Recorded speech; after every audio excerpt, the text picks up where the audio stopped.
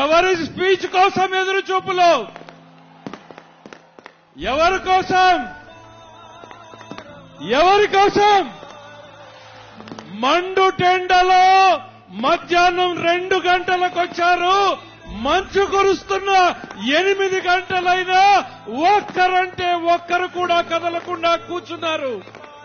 మీలో కసి పట్టుదల ఎంతుందో ఇటు 20 కిలోమీటర్లు అటు 20 కిలోమీటర్లు ట్రాఫిక్ జామ్ అయి ఇక్కడున్న వాళ్ళకి 3 రెట్లు బయటున్నారు. ఇది ఈ మేలు కలయిక కోసం ఈ తెలుగు నేల ఎదురు చూపులు.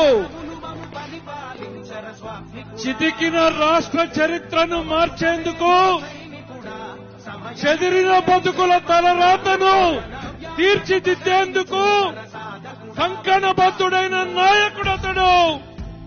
మహిళల జీవితాలను మట్టిపాలు చేసిన దుర్మార్గుల పాలనను తరిమి కొట్టే దిశాలి అతడే. పడకేసిన సాగునీటి ప్రాజెక్టులను మళ్లీ పరుగులెత్తించగల నాయకుడతడే. చిక్కి శల్యమైనటువంటి రైతులకు ఆశాదీపం అతడే. చేనేతకు చేయూత అతడే. అభివృద్ధికి నిలువెత్తు నమూనా అతడే. సంక్షేమానికి సారథి అతడే. ఉద్యోగాన్వేషణలో ఎదురు చూసి అలసిన యువతకు ఉజ్వల భవితను ఇచ్చే శక్తి అతడే. ఎన్నికల శంఖారావాన్ని పూరించడానికి ఈ నవశకం వేదిక మీదకు విచ్చేసినటువంటి మన అధినాయకుడు శ్రీ నారా చంద్రబాబు నాయుడు గారు. ఆయనను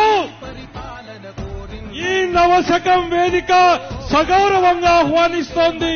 తమ సందేశాన్ని, భవిష్యత్ దిశానిర్దేశాన్ని గావించవలసిందిగా సవినయంగా కోరుతున్నాం.